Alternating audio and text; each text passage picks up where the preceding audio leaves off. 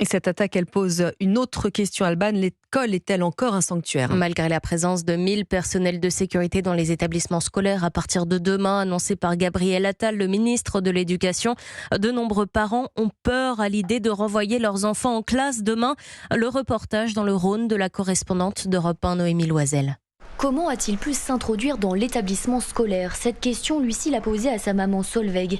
Cette lycéenne à Saint-Genis-Laval en classe de première est inquiète car sa cour de récré est un parc municipal ouvert à tous. Sa cour d'école, elle n'est pas fermée, donc n'importe qui peut venir. On ne s'est pas posé cette question-là en fait d'intrusion.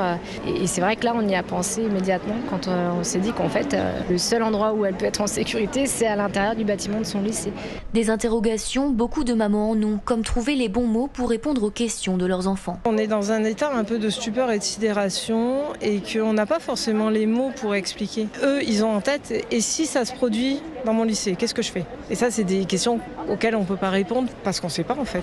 Si on n'a pas été confronté à des situations de violence comme ça.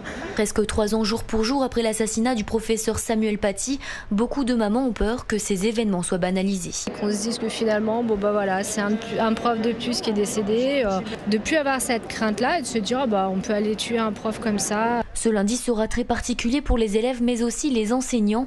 Dans les classes, 1 minute de silence est attendue dans la journée en mémoire aux victimes des attentats commis dans nos écoles. Lyon, Noémie Loisel, Europe 1.